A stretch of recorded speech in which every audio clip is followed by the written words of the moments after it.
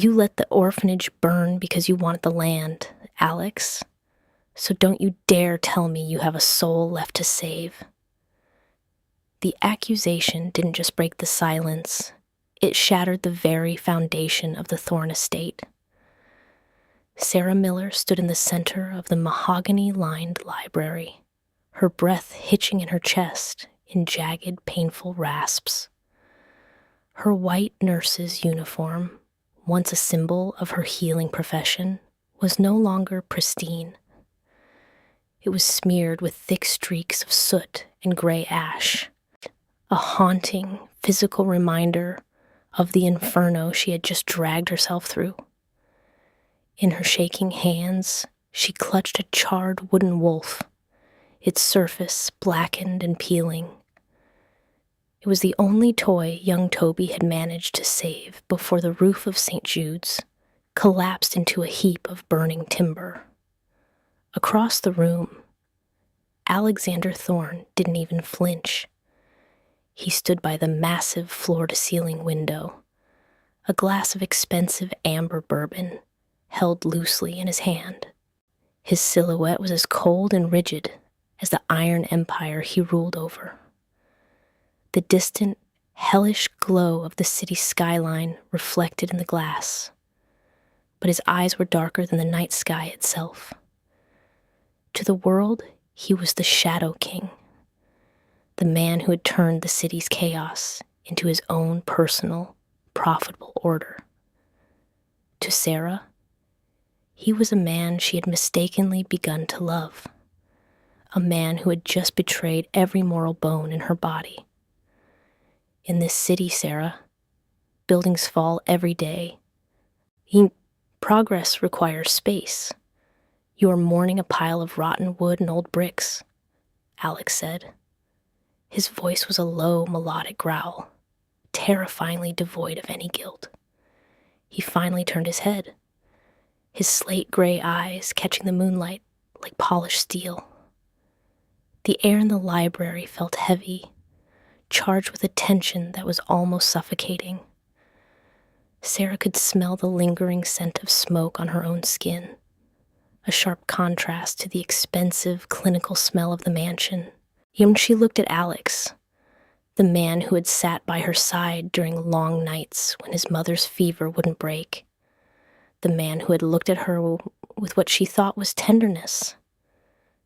It was all a lie. Every word, every touch, was a calculated move by a man who saw people as nothing more than pieces on a chessboard. Space? Sarah stepped forward, her voice trembling with a mixture of raw fury and devastating heartbreak. There were children in that space, Alex. Toby was trapped in the crawl space, Ian screaming for help because the smoke was so thick he couldn't find the air. I had to pull him out while the beams were snapping like toothpicks above our heads. I saw your security cars, Alex. I saw them parked at the edge of the property, their headlights dimmed, just watching the flames. They didn't help. They didn't call the fire department. They were there to make sure no one interfered with your progress. I seen they were there to ensure the building turned to dust. Alex set his glass down on a marble side table with a slow, deliberate click that echoed like a hammer against a coffin.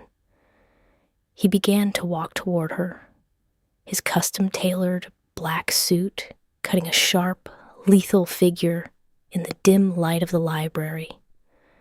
Every step he took felt like a predator closing in on its prey, a slow, calculated movement designed to intimidate. Sarah wanted to back away, her instincts screaming at her to flee, but her legs felt like they were made of lead. She stood her ground, clutching the charred wolf to her chest, as if it were the only thing keeping her soul anchored. You've spent too much time reading fairy tales to my mother, Sarah, Alex whispered, stopping just inches from her. The scent of expensive sandalwood, aged bourbon, and old leather surrounded her, a scent that used to bring her a sense of safety, but now felt like a suffocating shroud. In the real world, empires aren't built on kindness or bedtime stories. They are built on hard decisions that men like me have to make so people like you can sleep in silk sheets. St. Jude's was an eyesore. And yes, it was a liability. Now it is the cleared foundation for a legacy that will last 100 years. You should be thanking me for cleaning up the gutter of the city. A legacy built on ash? Sarah hissed, her eyes bright with hot, angry tears. How can you look at Evelyn and tell her you're a good son? How can you sit at the head of this table, eating from silver plates, knowing that you bought the fire that stole those kids' only home? You didn't just clear the land, Alex. You murdered their childhoods. The suspicion had been growing for weeks, a slow, agonizing poison that Sarah had tried desperately to ignore because her heart was too deep in love to face the truth. She had fallen for the man she saw in the quiet hours of the night, the silent, brooding man who sat by his mother's bed during her worst fever dreams, whispering promises of a world where she would never be forgotten. She thought she was the one who was finally softening the iron around his heart. She thought she was his redemption. But the clues had been mounting, escalating with a terrifying mathematical precision. The first clue had appeared 3 weeks ago. Sarah had been organizing Evelyn's medical records when she found a land survey tucked inside a folder marked Private Thorn Global. It wasn't just a map. It was a detailed architectural blueprint for the Thorn Plaza, a massive glass and steel development that would dominate the harbor. Now, the center of the project sat directly on the coordinates of the orphanage. She had asked Alex about it that night, her voice light and teasing, and he had simply stroked her hair, his eyes unreadable and deep, telling her not to worry her pretty head about business. He had kissed her forehead, and for a moment, she had let her suspicion melt away in the heat of his touch. The second clue was much more chilling. A week later, Miss Sarah had passed the library doors and heard a conversation that made her blood run cold. Marcus, Alex's most ruthless enforcer, had been speaking in low, gravelly tones. The board of directors is worried about the bad press of a forced eviction of the orphans, Marcus had said. Alex's response was a knife to her heart. Then don't evict them. Make the building uninhabitable. I want it cleared by the weekend, Marcus. No witnesses, no delays. If the building doesn't exist, the press, has nothing to photograph. Sarah had leaned against the cold stone wall of the hallway, her hand pressed hard over her mouth to keep from screaming, praying with everything she had that she had misunderstood. The third clue, the undeniable, crushing proof, had come this very afternoon. Sarah had been in the garden with Toby, who often visited the estate to see Evelyn, when she saw a man with a jagged scar across his face, leaving Alex's private study through the side servant's entrance. It was Victor Sallow, a man the news called a professional cleaner for the Mafia, a man who made problems disappear through accidental fires and structural failures. Alex had handed him a thick, unmarked envelope, his face void of any emotion. 2 hours later, the sirens began to wail, and the sky over the harbor district turned a sickening, bruised black with the soot of St. Jude's. Why, Alex? Sarah's voice dropped to a jagged, broken whisper, her eyes searching his for any sign of the man she thought she knew. You have more money than this entire city combined. You own the banks, the docks, the police chief, and half the Senate. You could have bought them a new home. You could have moved them to the countryside. You could have been their hero. Why did you have to destroy them? Alex reached out, his long, scarred fingers grazing her jawline. Sarah tried to flinch away, but his grip was firm and unyielding, forcing her to look into the icy, merciless depths of his gaze. Because fear is a more effective tool than charity, Sarah. If I moved them, people would see a weakness. They would think I could be bargained with. They would ask for more. But if I burn them out, no one dares to stand in my way again. That is how you rule a city that wants to eat you alive. You become the fire. He leaned in closer, his breath warm against her skin, a terrifying contrast to the freezing coldness of his words. Nikki Kutzbrin, you're going to stay here, Sarah. You're going to go upstairs. You're going to wash the ash off your face. And you're going to take care of my mother. And then you're going to keep your mouth shut. Because if you think I won't do the same to anyone who threatens the stability of my empire, then you never knew me at all. You loved a ghost, Sarah. This is the man who holds the world together. The betrayal was absolute. The man she had shared her most intimate thoughts with, and the man she'd allowed herself to trust when she had no one else, was a monster. He hadn't softened for her. He had simply used her presence as a decorative mask to hide his atrocities from his mother and the world. He had turned her into a glorified servant, while he went out and orchestrated the destruction of the helpless. I'm leaving, Alex, Sarah said, her voice shaking with a new kind of strength, a resolve that was hardening like steel in the forge of his cruelty. I'm taking Toby, who is currently crying in the kitchen, and I'm taking Evelyn. I won't let her spend her final precious days in a house built on the charred bones of children's dreams. I'd rather live in the gutter than in this mausoleum. Alex's jaw tightened, a small muscle leaping in his cheek, the only sign that her words had struck a nerve in his armor. He let go of her jaw, but the menace in his stance didn't fade. It intensified. You aren't taking anyone. Evelyn is my mother, and she stays where I can protect her. Toby is a ward of the state, now that his home is gone. And you are a liability that I cannot let walk out those gates. You will stay in this house, Sarah. You will be my guest, or you will be my prisoner. The choice is yours, but the outcome is the same.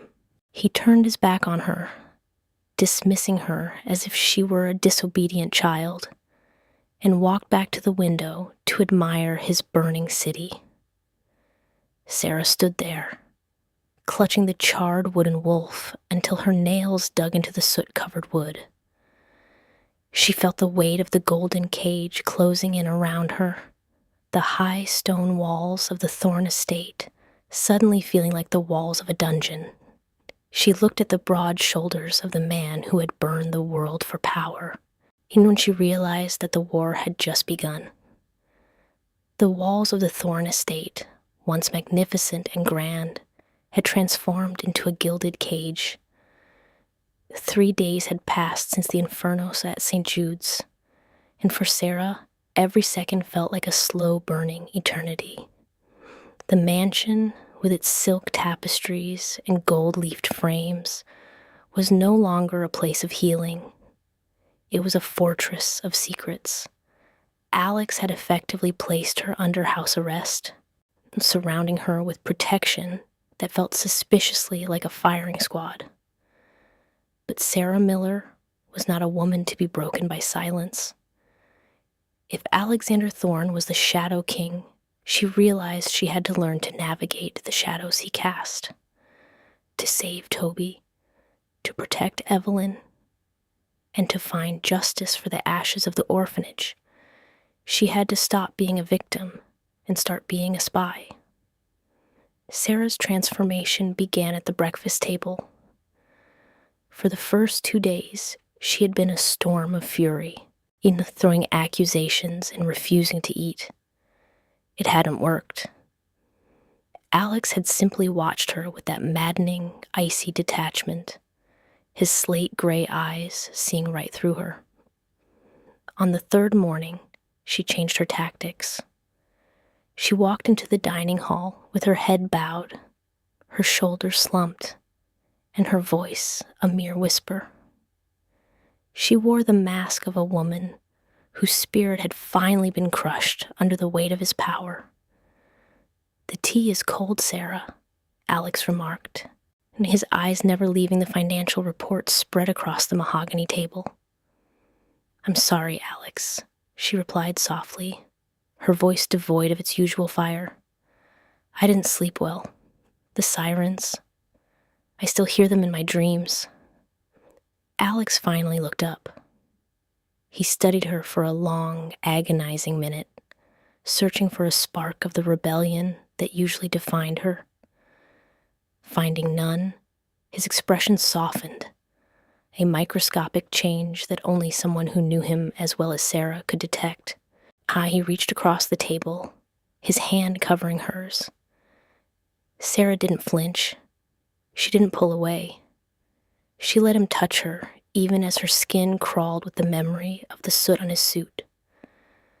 "Compliance suits you, Sarah," he murmured, his voice a low, dangerous vibration. "Stay this way, and this house will feel less like a prison and more like a home." He left for his office shortly after, confident that he had won.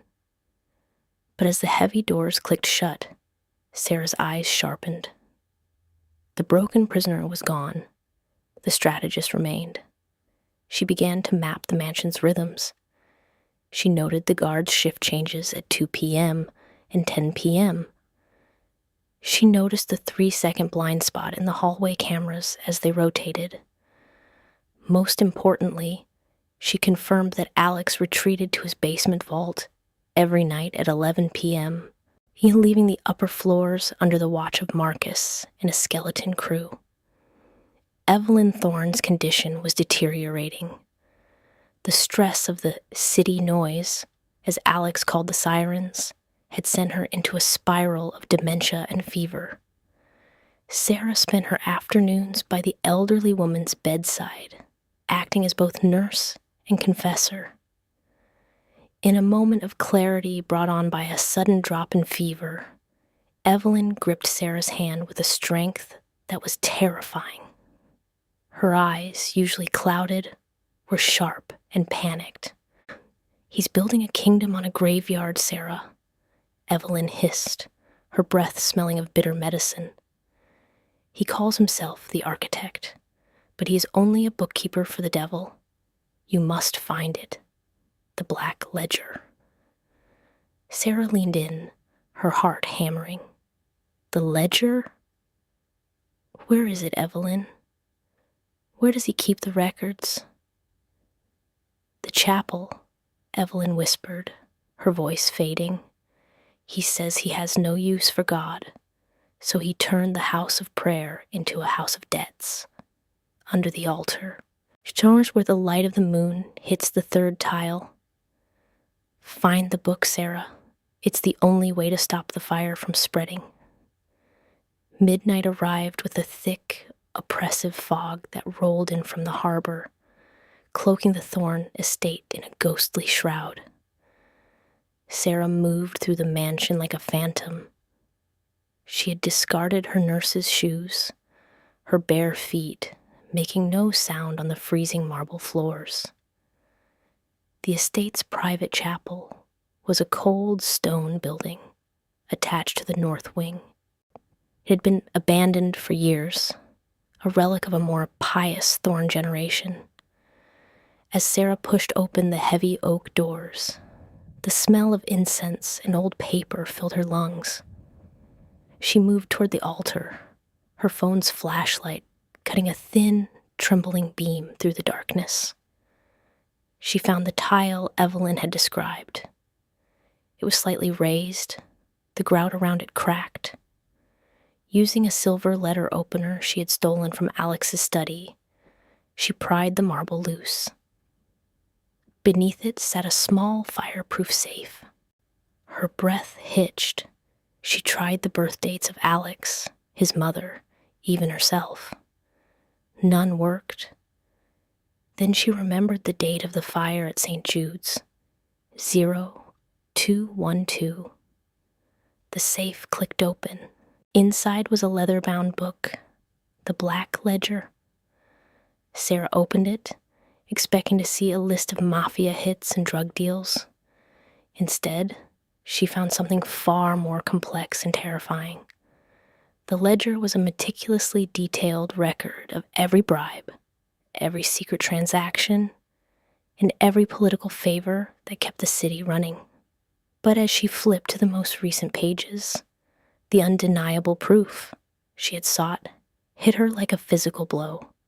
Stuck between the pages was a series of encrypted emails and a handwritten note on official state stationery. The signature at the bottom was not Alexander Thorne's. It was the governor's. The note read, "Thorne, the harbor redevelopment cannot wait for legal evictions. Clear the St. Jude's site by midnight on the 12th. If you fail to deliver the land clean, the evidence regarding your father's accident will be released to the DA. Do your job or lose your legacy." Sarah's world tilted. Alex hadn't burned the orphanage for greed. He was being blackmailed by the highest office in the state. She turned the page and saw Alex's own handwriting, a frantic scrawl. Evacuation set for 2 a.m. Marcus to lead the children out through the service tunnels. Ensure the building is empty before the demolition team arrives. No casualties. Sarah gasped, hot tears blurring her vision. The fire had started at midnight, 2 hours before Alex's planned evacuation. The governor hadn't just ordered the clearance. He had moved the timeline forward to ensure there were victims.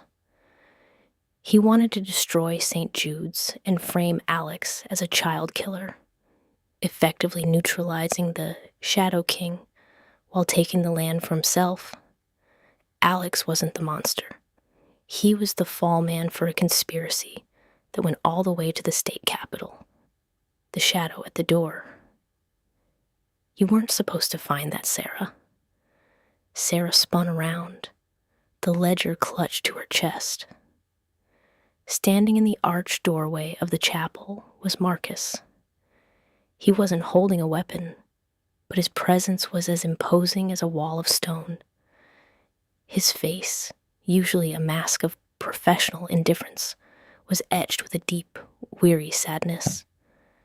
"He didn't do it," Sarah whispered, her voice shaking. "He tried to save them. The governor. He started the fire early." Marcus stepped into the light. "The boss spent all night in those flames, Sarah. He didn't tell you because he wanted you to hate him. He figured if you hated him, you'd leave. If you stayed, the governor would see you as a target. He's been playing the villain to keep you from becoming a victim." "Why didn't he trust me?" Sarah cried out, the emotional weight of the betrayal and the truth crashing down on her. "Because in this world, trust is a luxury we can't afford," a new voice rang out. Alex stood behind Marcus, his silhouette framed by the red emergency lights of the mansion. A siren began to wail in the distance. Not a fire engine this time, but the sound of approaching tactical vehicles. "The governor knows the ledger is missing from the vault," Alex said, his voice cold and commanding. "They're not coming to arrest me, Sarah.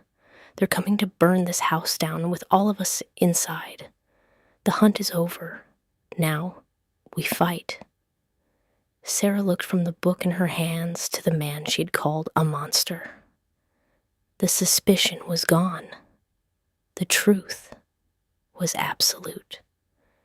And as the first searchlight from a helicopter swept across the chapel windows, she realized that the mid-twist wasn't just about the governor's guilt.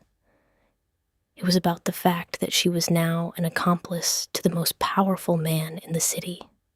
The silence of the countryside was shattered by the rhythmic, deafening thrum of Black Ops helicopters cresting the ridgeline. Inside the chapel, the stained glass rattled in its lead frames. The red emergency lights of the mansion pulsed like a dying heartbeat, casting long, jagged shadows against the stone walls. Sarah stood frozen. The black ledger clutched to her chest, a 5-pound book of paper and ink that had suddenly become the most dangerous object in the state. Alex stepped fully into the chapel, the moonlight catching the cold steel of the weapon in his hand. He wasn't the distant, brooding billionaire anymore. He was the Shadow King in his true element, a man of war. "Marcus, the perimeter is breached," Alex commanded, his voice a low, steady anchor in the chaos. "They aren't here for an arrest. They're here for a clean sweep. Kill everyone, burn the evidence, and blame it on a Mafia shootout. That's the governor's playbook." A sudden explosion rocked the south wing of the mansion. The shockwave sent a cloud of dust raining from the chapel ceiling. Sarah stumbled, but Alex caught her, his grip iron-strong and protective. "Get to the nursery," Alex whispered, his eyes locked onto hers. "Toby is in the safe room, behind the bookshelf. Marcus will lead you to the service tunnels. You have the ledger, Sarah. As long as you are alive and that book is in your hands, the governor has already lost. Do you understand?" "I'm not leaving you, Alex," Sarah cried out over the rising roar of the engines outside. "You're injured. You're back. You're too late," Alex rasped, leaning against a marble pillar. "The book is already gone, and so are you." He reached into his pocket and pulled out a small black detonator. Sarah's heart stopped. She realized then what Alex had done. He hadn't just fortified the house, he had rigged it. He was prepared to bring the entire Thorne legacy down on top of them, if it meant protecting the truth. "Sarah, if you can hear me," Alex said, looking directly into one of the hidden cameras. "The tunnel at the end of the safe room leads to the cliffs. Don't look back. Build a world that doesn't need people like me." The lead operative raised his weapon, but before he could fire, Marcus burst through a side door, unloading his shotgun with a roar of defiance. The distraction gave Alex the second he needed. He dove through the library doors, leading the tactical team away from the nursery and toward the basement vaults, the heart of the house. Sarah knew she had to move. The mansion was groaning under the weight of the assault. She grabbed Toby's hand and the ledger, opening the rear exit of the safe room that led to the sea tunnels. As they ran through the damp, salt-crusted passage, a massive explosion rocked the earth. The sound was gargantuan, a roar of fire and stone that felt like the world was ending. Sarah fell to her knees, shielding Toby as the tunnel vibrated. She looked back toward the estate. Through the tunnel opening, she saw the silhouette of the Thorne mansion engulfed in a pillar of orange flame. The roof collapsed, sending a plume of sparks into the foggy night sky. The architect of Ash had used his final masterpiece to bury the governor's army. Sarah and Toby emerged onto the jagged cliffs overlooking the Atlantic. The cold sea spray hit her face, a jarring contrast to the heat of the fire behind them. She looked at the burning ruins of the only home she had left, her heart shattering for the man she had left behind. But the nightmare wasn't over. A lone figure stood by the cliff's edge, waiting for them. It was the governor's chief of staff, a man Sarah had seen in the ledger, the one who had coordinated the early strike on the orphanage. He held a silenced pistol pointed directly at Toby's head. "The book, Nurse Miller," the man said, his voice calm and terrifyingly polite. "Hand it over, and I might let the boy see the sunrise." Sarah looked at the ledger, then at the burning house, then at the man's cold, calculating eyes. She felt a surge of Alex's iron will flowing through her. She wasn't just a nurse anymore. She was a woman who had been through the fire. "You want the proof?" Sarah whispered, her voice hardening like steel. "Come and take it." Just as the man stepped forward to pull the trigger, a shadow rose from the tall grass behind him. A bloodied, scorched hand grabbed the man's throat. Alex had survived the blast, crawling through the wreckage like a demon reborn. He didn't use a gun. He used his bare hands, the fury of every child lost in St. Jude's fueling his grip.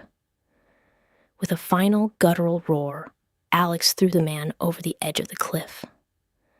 The sound of the splash was drowned out by the roar of the fire. Alex collapsed onto the grass, his breath coming in ragged, wet gasps. Sarah ran to him, falling to her knees and cradling his head. He was covered in burns, his suit in tatters, but his eyes were clear. "The ledger," he wheezed, his fingers clutching her sleeve. "Is it safe?" "It's safe, Alex," Sarah sobbed, pressing her forehead against his. "We're all safe." In the distance, the sirens of the State Guard, the ones Alex had called using his final leverage, began to wail. The siege was over. The Shadow King had fallen, but the man had survived. The morning after the siege did not bring the warmth of a new beginning. It brought a cold, gray reality. The Thorne estate was nothing more than a smoking skeleton of stone and charred timber, a tomb for the secrets of the powerful. As the sun struggled to pierce through the thick harbor fog, the grounds were swarming with State Guard investigators and federal agents. Sarah sat on the bumper of an ambulance, a thick wool blanket wrapped around her trembling shoulders. She watched as paramedics worked on Alex nearby. He was conscious but silent, his gaze fixed on the ruins of his home. Every time a federal agent tried to approach him, Marcus, bandaged but standing like a sentinel, blocked their path with a glare that promised violence. In Sarah's lap sat the black ledger. It was singed at the edges, smelling of cordite and sea salt, but every name and every transaction inside was still legible. It was the only weapon they had left, and it was the only reason they were still alive. The weeks that followed were a whirlwind of depositions, grand juries, and high-stakes negotiations. The mid-twist discovery of the governor's blackmail changed the narrative of the entire city. Sarah was the star witness. She walked into the courtroom not as a captive nurse, but as the woman who had held the proof when the world was burning. As she testified, the truth poured out. The governor's greed, the early fire at St. Jude's, and Alex's desperate attempt to evacuate the children.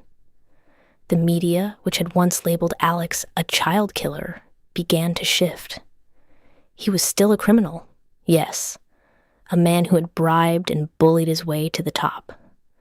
But he was no longer a monster. He was a man who had chosen to destroy his own empire to save the innocent. Alex made a choice that stunned the legal world. He didn't fight the charges. He sat in the defendant's chair and pleaded guilty, to a decade's worth of racketeering and corruption. I am not asking for mercy, Alex told the judge, his voice raspy from smoke inhalation, but steady with resolve. I am asking for the chance to be the last of my kind. Take the money, take the land, strip the Thorn name from every building in the city. Just let the children have their justice. The closure came with a heavy price. The court seized every asset Alexander Thorn owned. The mansion ruins were bulldozed, and the land was deeded back to the city for a permanent memorial park. Alex was sentenced to time served plus a decade of federal probation, but he was effectively banished from the city limits. He was a man with nothing. No shadow, no crown, and no throne. 3 months later, Sarah drove a modest SUV down a winding dirt road in the northern countryside, far away from the smog and the steel of the harbor. In the back seat, Toby was looking out the window, his face finally full of the light and wonder that a 10-year-old should have. They pulled up to a small, weathered farmhouse. It wasn't made of marble or mahogany. It was made of cedar and stone. Standing on the porch was Alex. He was dressed in a simple flannel shirt and jeans, a far cry from the custom-tailored suits of the Shadow King. His limp was pronounced, and the scars on his hands were visible. But when he saw the car, his entire face transformed. "We're home, Toby," Sarah whispered. The first few months in the farmhouse were quiet. Alex spent his days repairing the old fences and tilling the soil, a man trying to heal the earth because he couldn't take back the fires he had set. At night, the three of them would sit by the fireplace, a fire that brought warmth instead of terror. The ultimate redemption didn't happen in a courtroom. It happened on a rainy Tuesday when Toby approached Alex with a piece of wood and a carving knife. "Can you show me how to fix the wolf's ear?" Toby asked, holding out the charred toy he had saved from the orphanage. Alex's hands shook as he took the blackened wood. He looked at Toby, then at Sarah, who was watching from the kitchen doorway. For the first time, the man who held the world together let himself fall apart. He pulled Toby into a hug, weeping for the children he couldn't save, and the life he finally had. In that moment, the architect of Ash was gone. He was just a man, holding a boy, in a house filled with love. 10 years later, a young man stood in the center of the Evelyn Thorne Memorial Park in the city harbor. It was Toby. He had just graduated from law school, his life dedicated to protecting those the system tried to erase. He looked at the bronze statue in the center of the park. Not a statue of a man, but of a group of children playing under a wooden wolf. He pulled out his phone and sent a photo to a number saved as Dad. A few seconds later, a reply came back from the farmhouse. It was a photo of a gray-haired Alex and a smiling Sarah, standing in their garden, surrounded by the life they had built from the ashes. The Shadow King had burned the world for power, thinking it would make him invincible. But in the end, it was a nurse and an orphan who taught him that the only power worth having is the power to protect the ones you love. The fire was finally out. And so the story of the architect of Ash comes to a close. Alexander Thorne lost his empire, his wealth, and his crown. But in the ruins of the Thorne estate, he found something far more valuable, a soul worth saving. This saga of professional betrayal and domestic noir reminds us that no matter how dark our secrets are, there's always a path back to the light if we are brave enough to walk through the fire. If you enjoyed this 4-part journey with Sarah and Alex, make sure to hit that like button and subscribe to our channel. Your support allows us to keep telling these deep, cinematic stories of redemption and justice. What did you think of Alex's final sacrifice? Was the loss of his empire a fair price for his soul? Let us know in the comments below.